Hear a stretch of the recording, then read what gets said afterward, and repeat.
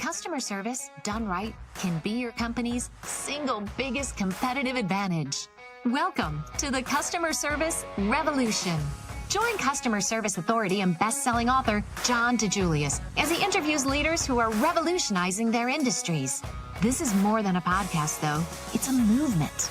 The Customer Service Revolution is a radical overthrow of conventional business mentality designed to transform what customers and employees experience. If you're a revolutionary customer service leader who's ready to stop competing on price and obsessed with building a brand that people cannot live without, this podcast is for you.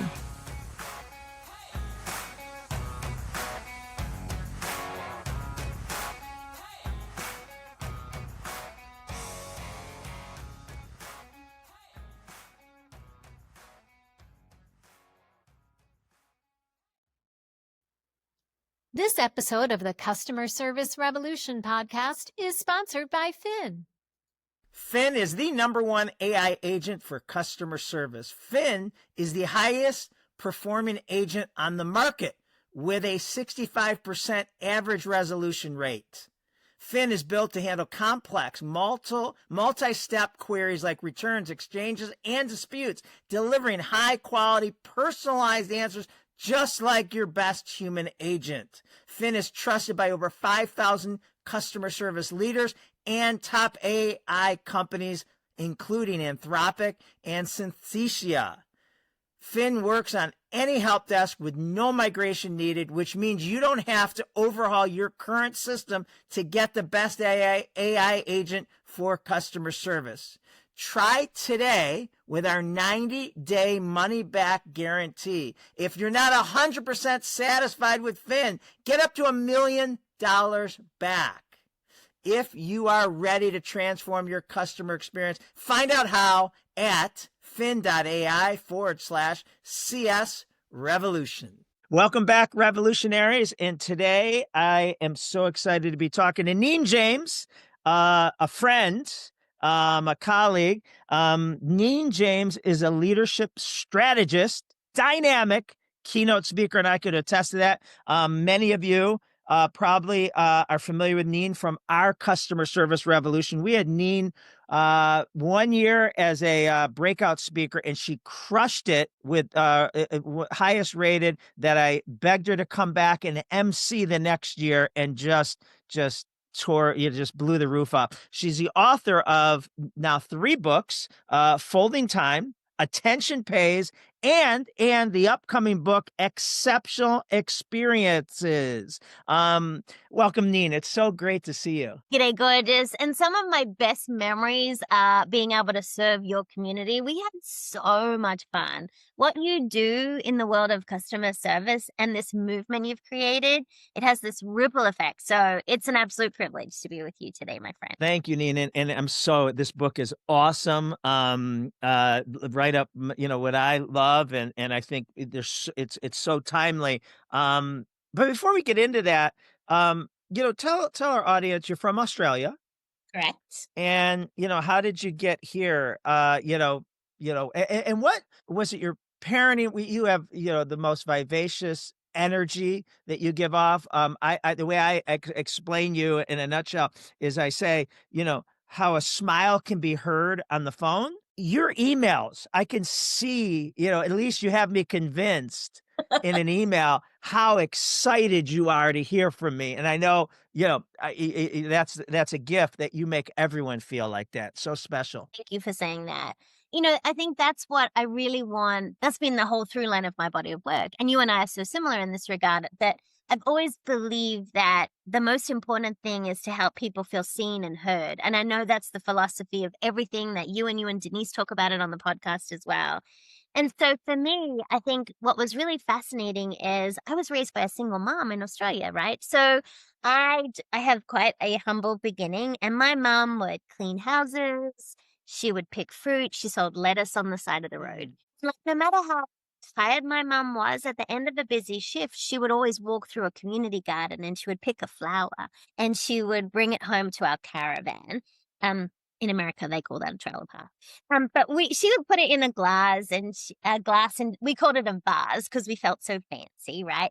But my mom reminded me as a little girl that no matter what, no matter about money or things, that everybody deserved luxury. Everybody deserved to feel special. And I think having that role modeled from such a young age, it is all of the work that I've done in my Attention Pays book and now with Exceptional Experiences. And I've chosen a career of service where we can really elevate that client experience.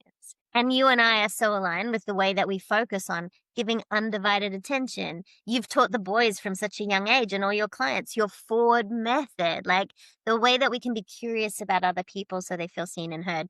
That's definitely my background. Now, as an Australian, the advantage of that is I definitely have a very global perspective, but I became an American citizen as well, so that I have a local perspective. Now, I'm the oldest of 5. I sound like I'm 5, but all of these experiences, I think, is what's been so fun about creating this new book, because I've always believed in this idea that, John, I think luxury is a mindset. And when you grow up, when you don't come from that, it's been really interesting to be able to have research done. I have the only proprietary research study of its kind in the world on luxury as a mindset. So this little girl from a caravan or a trailer, if you are American listening to this, and to stand on stages around the world and talk to these, CEOs of luxury and legacy brands, it's pretty cool. It's pretty cool. It's so cool, and what a interesting background. And credit to your mom, right? I mean, that's awesome. Mhm. She raised 5 kids. 5 of us, right? There's only one guy, poor Jamie.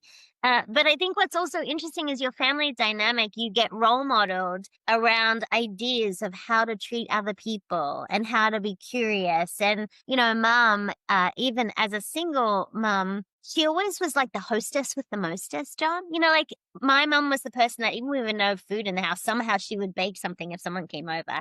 And so hospitality, I've always thought hospitality is like a system of care. And because of the role modeling of my mom, I love having people in my home. Like having guests in my home, I take all the best practices I learned from my hotelier clients from around the world, and I want to apply that. So when someone comes into my home, that's a chance for me to show them, hey, I care so much about you. Same as leaders do when they bring team members in to their boardroom or when they're in their offices or in their one-on-ones, that opportunity to elevate that experience. I love it. And everything you're talking about, and in your book, your new book, Exceptional Service, Exceptional Experiences, 5 luxury levers to elevate every aspect of your business, which will be dropping next week.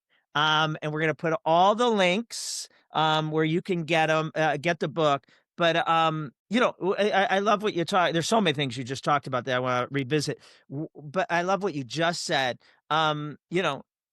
We need to be providing an exceptional experience when we're interviewing someone, right? When we're onboarding, not just to our clients that we're hoping to get a 6-figure contract from. I also believe it's I think it's an ecosystem, right? I think it should be to our vendors instead of just beating them up, trying to get them, to the lowest price. And listen, we're all budget conscious, but we all hit hard times. And we need our vendors to be there for us during those hard times. And if you just, milk them for every opportunity you could, they're not going to be there for you. And so that's so important. Yeah, John, one of the things we talk about in the book is how do you take relationships from transactional to transformational? And those relationships we have with our business partners are vital because those business partners are helping us achieve success. We also talk about it in relation to team members. The team members that you have are delivering that client experience for you. So we need to take really good, exceptional care of them. Too often brands are focusing on the client and they're forgetting about those really unique relationships that help transform that experience. I think about this with my hoteliers. If you think about a beautiful luxury hotel, when you walk into the front lobby, everything is exquisite. So front of house is exquisite.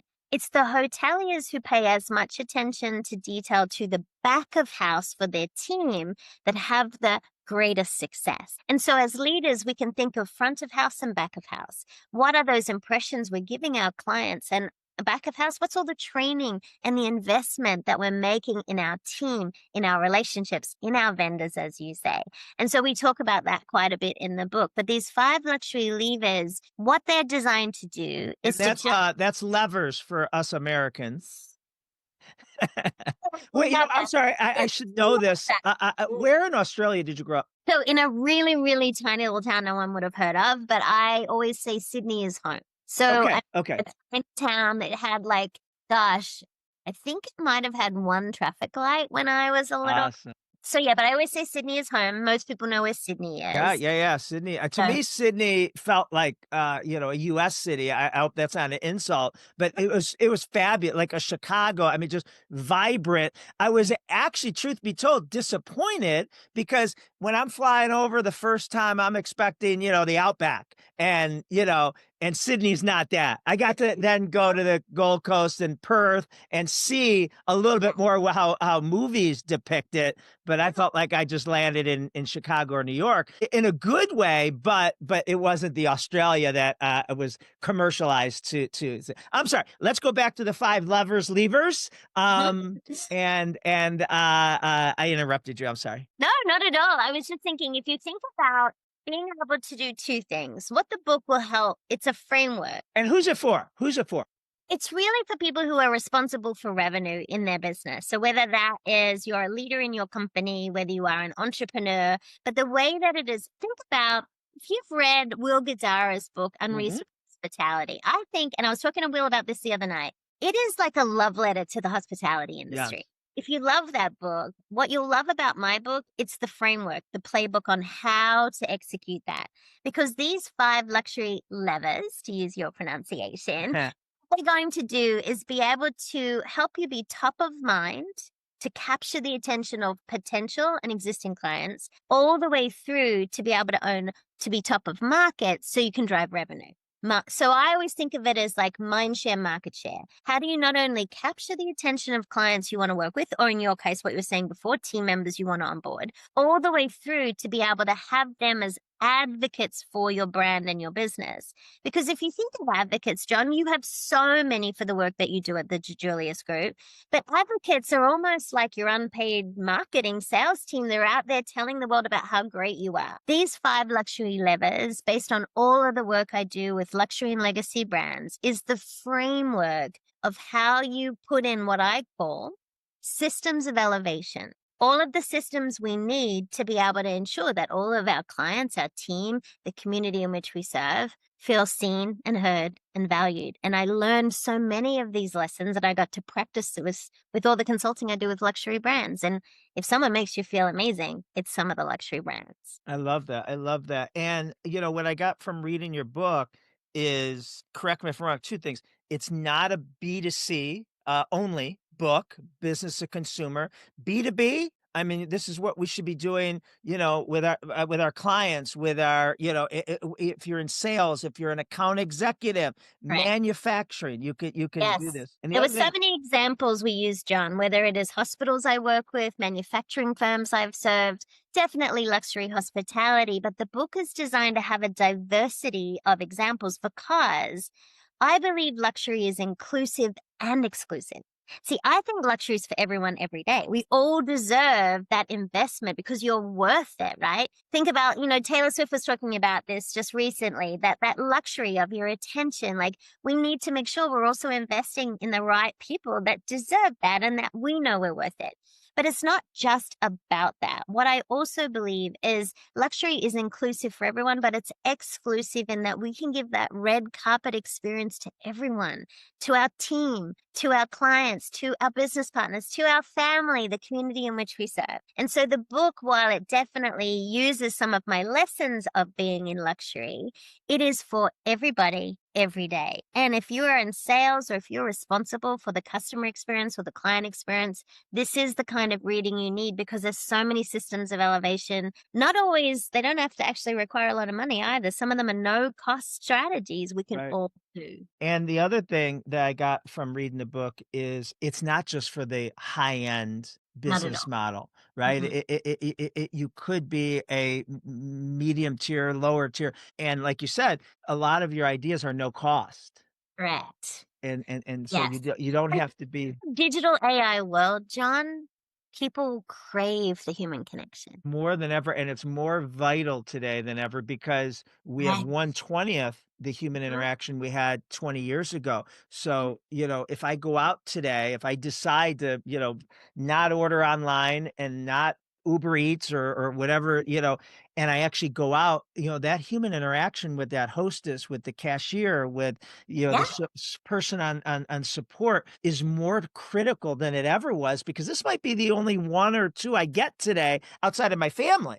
Let's take a quick break here, John, to introduce our listeners to Finn, the #1 AI agent for customer service. We're talking about the highest performing AI agent on the market with a 65% average resolution rate, offering higher quality answers and resolving even the most complex customer queries. Finn is built to handle complex, multi-step queries like returns, exchanges, and disputes with high-quality, personalized answers just like your best human agent. Finn outperforms every competitor. That's why it's used by over 5,000 customer service leaders. Top AI companies, including Anthropic and Synthesia, trust Finn's system for continuous improvement. And because Finn works with any help desk, no migration needed, you don't have to overhaul your current system to get the best AI agent for customer service. Try Finn today with their 90-day money-back guarantee. If you're not 100% satisfied with Finn, get up to $1 million back.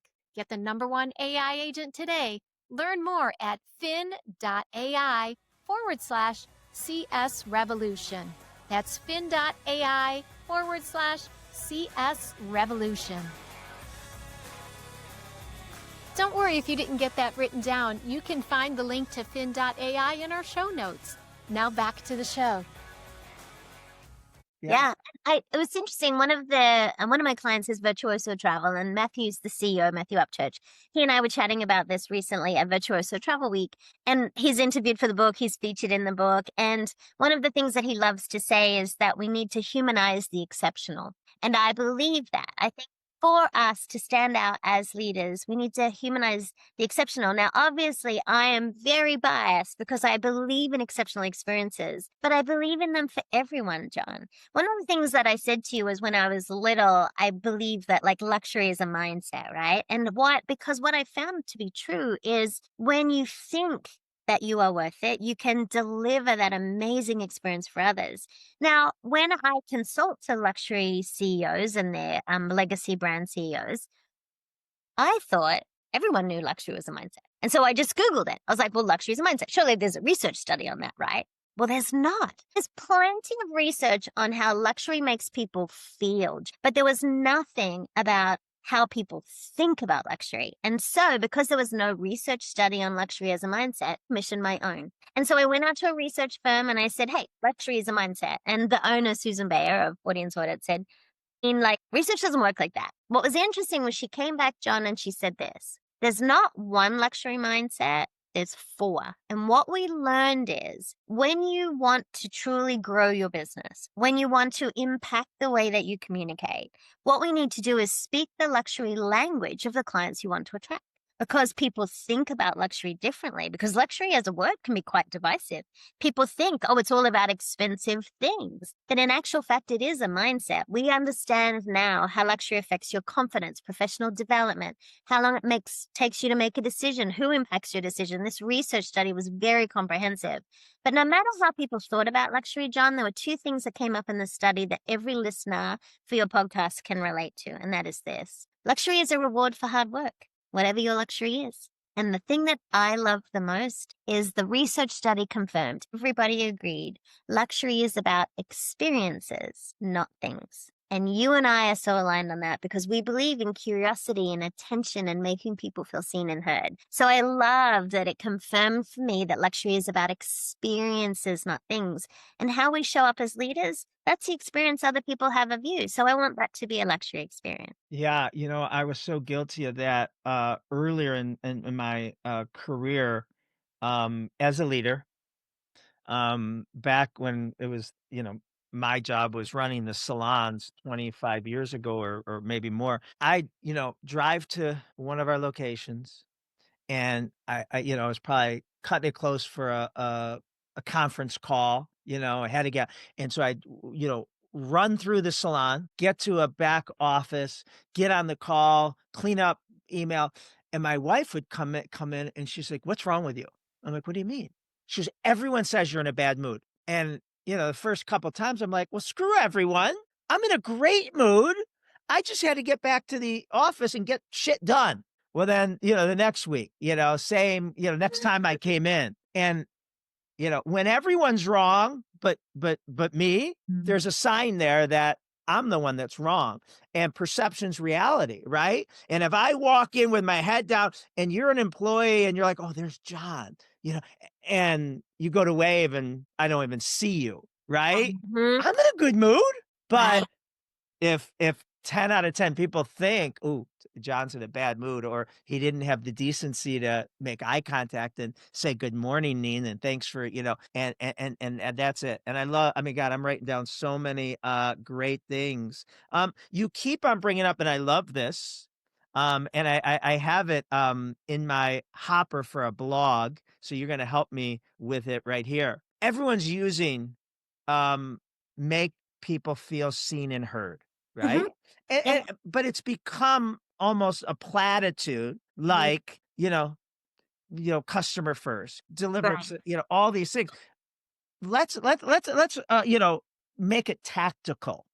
Mhm. How does one person in a 90-second interaction or a 30-minute meeting, how does one make the other person, employee, stranger in an elevator, I know you're a master at this, a client, actually, what's a tactical that I can measure and say, "Neen, you totally made that person feel seen and heard if I'm watching on a video," or "Neen, not so much." What would you have a thing? I know you talk about this. Listen with your eyes. I love that. I love that. Donovan taught you that. Yes, you're amazing. So for those of you Yeah. listening, I was in a very heated debate with my little friend who's 5, and we would debate. If you've ever debated with a 5-year-old, you know exactly what I'm talking about.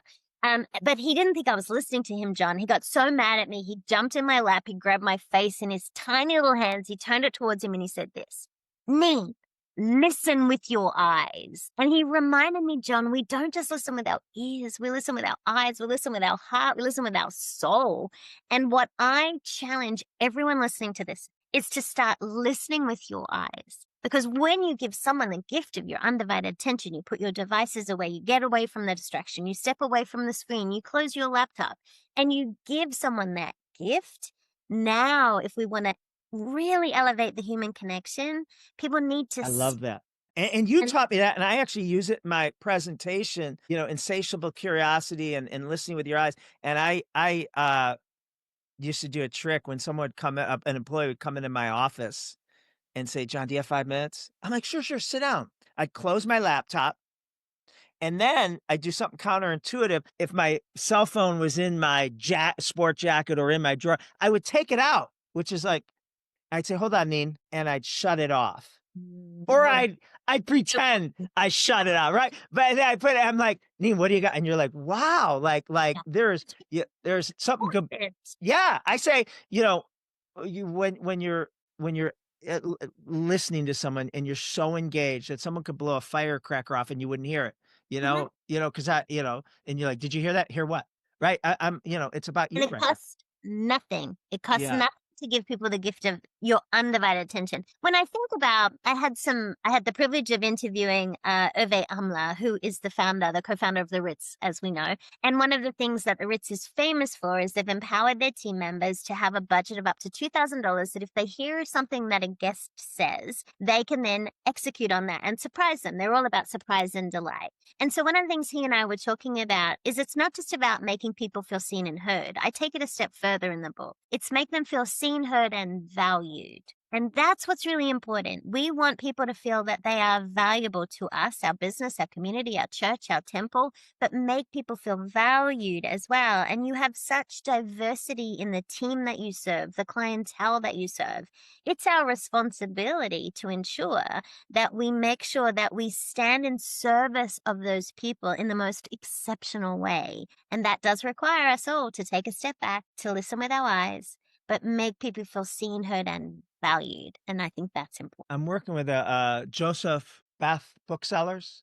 Mhm. And working with them, and it was really interesting because this is kind of what got me on the whole what's the tactical definition of feel, seen, and heard. And their CEO Adam Miller talked about, if someone comes up to them, they're in a lot of hospitals, Sure. right? Oh, wow. And so they'll say, you don't want to say how you doing because you might not be doing well. And their customer base is probably family members visiting, right? Correct. And Sure. so, Yep. that's a open-ended question that you might not like the result, right? So they'll say, who you visiting? Nice. Not necessarily why, but I'm visiting my Yep. mom, I'm visiting, my daughter. And then, but what he talked about, which I really liked, is, like a Starbucks where you grab the product and you start scanning it. And maybe, you say, how you doing? But you're scanning it, right? And that's really not feeling seen and heard. That's what you're supposed to say. And the way he talked about, which I love, is when you walk up the counter, who you here to see? Oh, great. And, how are you? And Mhm. pause. 1 Mhm. second pause, get the, and then pick up the thing. And we're not extending the interaction from 90 seconds to 5 minutes. There's not a longer wait time as a result, but just to make I love that top on you, right? Really, I mean, that's a beautiful color on you, and it accent, just those little things. And what your book, reminded me of is what I call the Daymaker dopamine. Yes. I love this concept that you talk about. Yeah. And that, Yes. you know, when you work in any of these companies that encourage their employees to, do these things, and again, being a daymaker does not have to cost anything, Correct. right? Yeah. It's little things, and who feels the best? Yeah, yes, the guest, client, customer, whatever we call them, feels good. But when you go home and you left an impact on someone,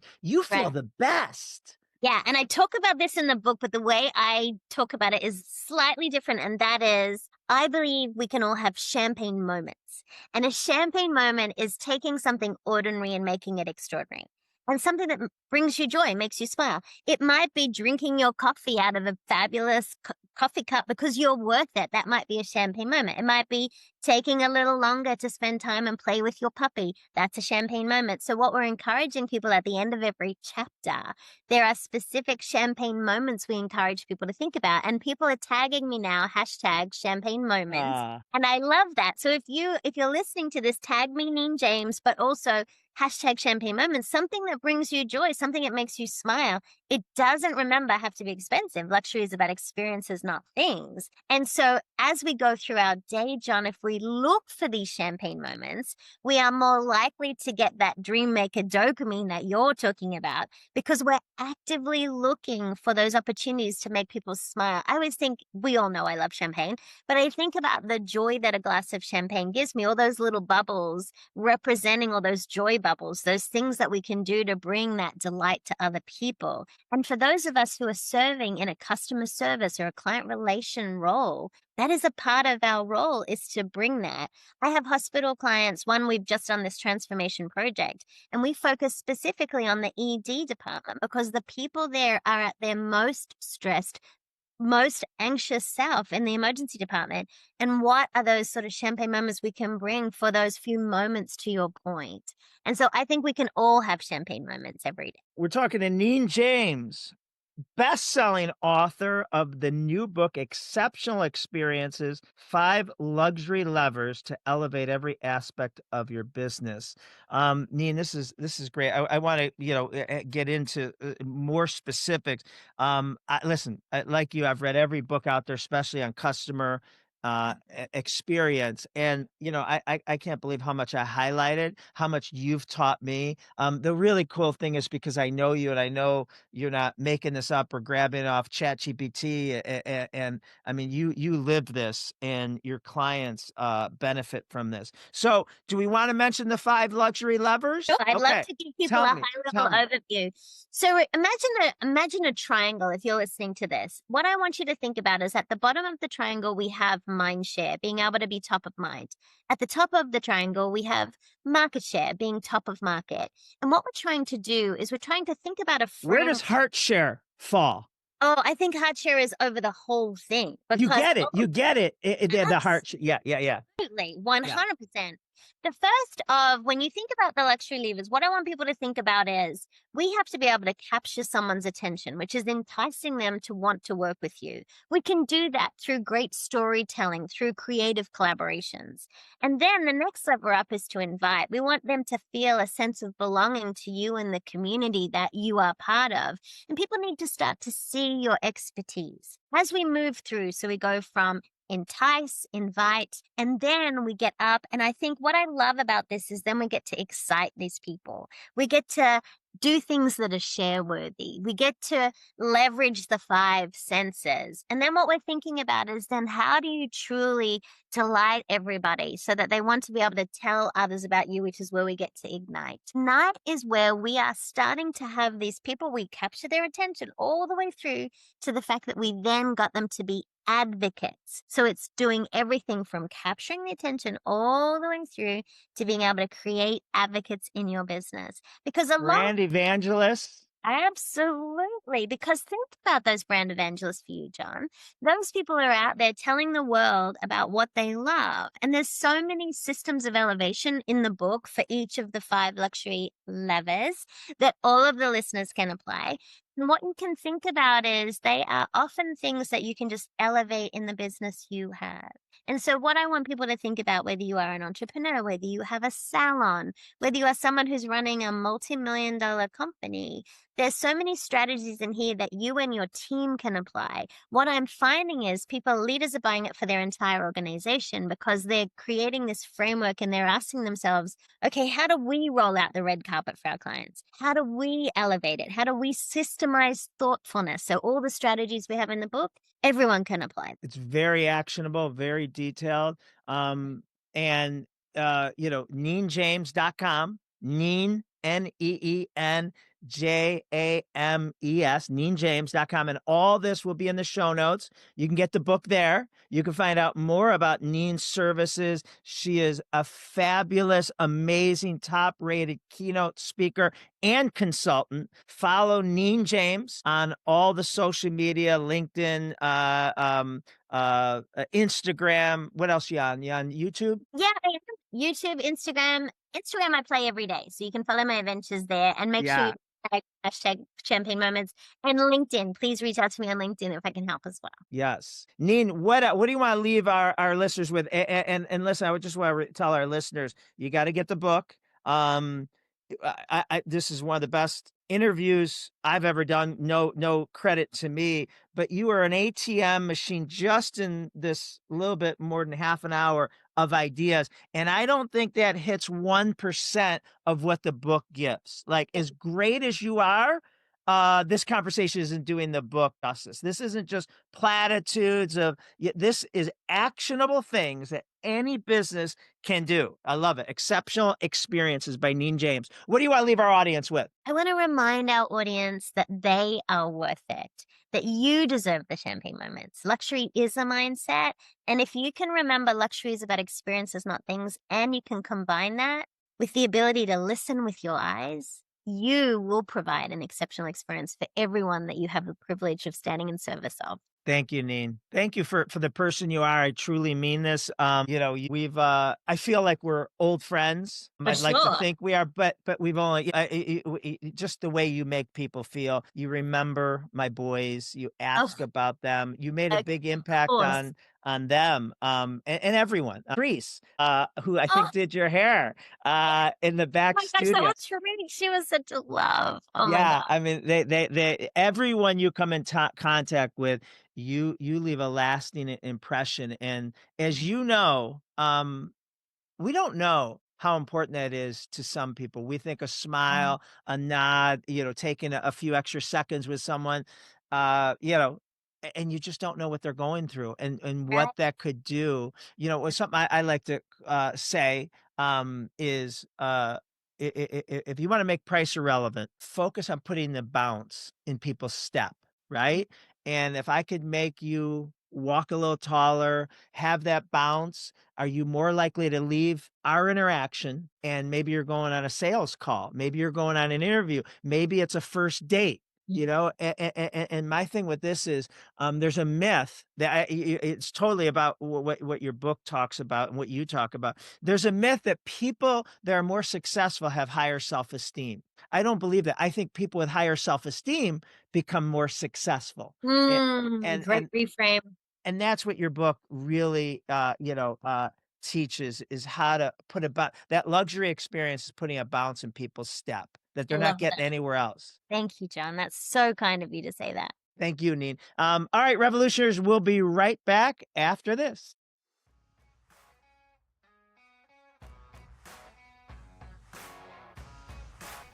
Want to improve your company culture and become the brand your employees and customers can't live without? Email Claudia at thedijuliusgroup.com to find out about consulting, executive and online training, and other resources we can offer you. You can also schedule a call with Claudia by going to tdg.click/Claudia. Thanks for listening in to this episode of the Customer Service Revolution podcast. I'm Denise Thompson, managing partner of the DiJulius Group, and I invite you to send us your questions, post a review, and let us know what you liked and want to hear more of. We're happy that you're part of the Customer Service Revolution and encourage you to subscribe now so you don't miss an episode. You'll find us on Spotify, iTunes, or your favorite podcast station.